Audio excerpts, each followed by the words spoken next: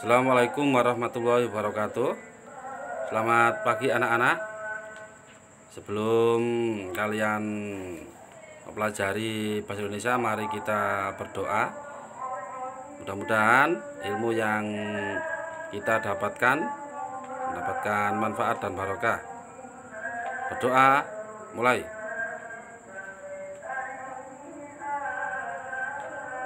Selesai.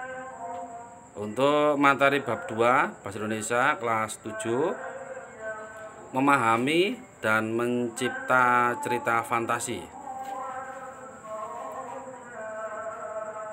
Untuk pendalaman materi, pernahkah kalian mendengar cerita fantasi? Fantasi itu bisa dikatakan imajinasi atau khayalan. Pasti kalian pernah berfantasi ketika kalian tidur bermimpi. Nah, mimpi kalian kemana-mana, entah itu mimpi bertemu dengan malaikat atau mimpi bertemu dengan orang tua dan lain-lain. Ya, cerita fantasi berkaitan erat dengan daya kreativitas. Karena ketika seseorang sedang berfantasi, berarti dia sedang berusaha mengasah dan menumbuhkan daya kreativitas berupa imajinasi atau khayalan.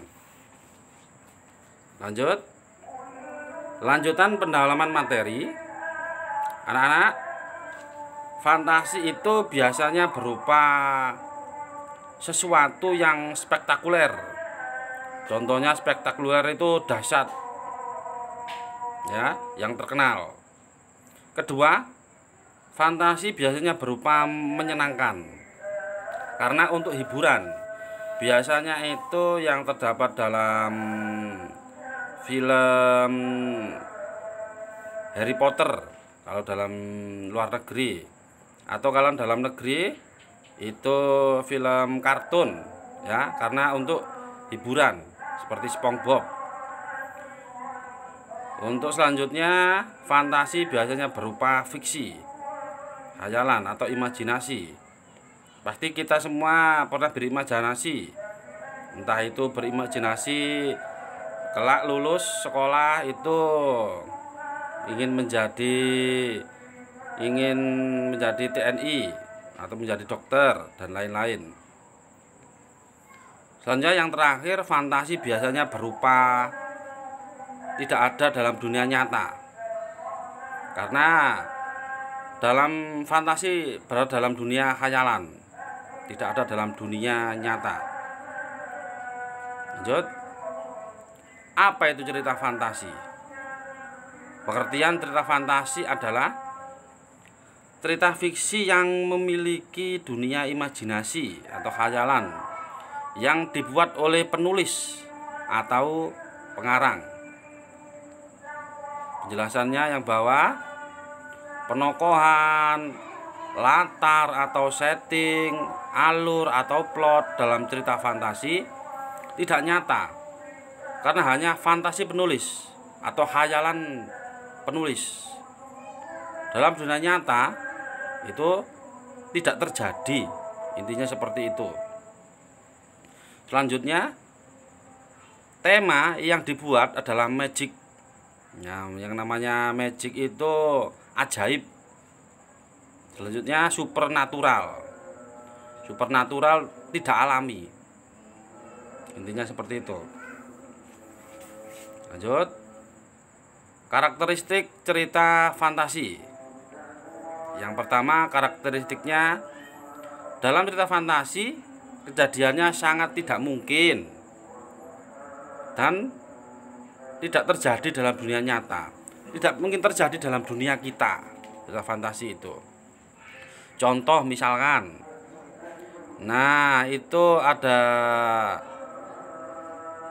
film Doraemon. Doraemon itu kan seorang kucing, ya, yang bisa berbicara. Sedangkan dalam dunia nyata kucing tidak bisa berbicara seperti manusia. Intinya seperti itu. Selanjutnya, cerita fantasi biasanya disukai oleh anak-anak karena mereka bebas berimajinasi atau berkhayal dengan apa yang mereka dengar atau lihat. Intinya dalam film apa itu SpongeBob itu digambarkan tokohnya itu kotak, memiliki tangan, memiliki kaki, bisa berbicara. Itu disukai anak-anak karena merupakan hiburan. Itu imajinasi anak-anak. Sedangkan dalam dunia nyata kisah SpongeBob tidak ada. Lanjut. Contoh cerita fantasi. Ini contoh, saya kasih contoh di luar negeri. Contohnya itu film Harry Potter. Itu kisahnya menceritakan sekolah pesulap yang orang tersebut itu bisa naik sapu lidi, sedangkan dalam dunia nyata tidak ada. Selanjutnya Aladin dan Avatar dan lain-lain. Untuk cerita fantasi di Indonesia dalam negeri sendiri, nah ini ada Cinderella, kisah nenek sihir, kisah batu menangis, Tarzan dan lain-lain. Lanjut. Ciri-ciri cerita fantasi. Yang pertama merupakan karangan fiksi atau fantasi. Kedua, hal yang tidak mungkin dijadikan biasa. Hal yang tidak mungkin dalam dunia fantasi itu menjadi mungkin dalam dunia fantasi. 3. Ceritanya mengungkapkan hal supranatural. Nah, ini tentang tidak alami. 4. Temanya seputar magic, ya, ajaib. 5. Kegaiban yang ditemui dalam dunia nyata. Itu hal-hal yang gaib. Misalkan penulis menceritakan tentang bermimpi, itu mundur, ceritanya itu mundur 300 tahun yang lalu, ternyata hidup dalam dunia kerajaan zaman dahulu. Tuh. 6. Sumber karangan diperoleh dari hasil imajinasi atau khayalan dalam penulis. Selesai? Itu saja yang dapat saya sampaikan anak-anak. Nanti untuk tugasnya itu akan saya sampaikan di dalam grup nanti. Terima kasih. Wassalamualaikum warahmatullahi wabarakatuh.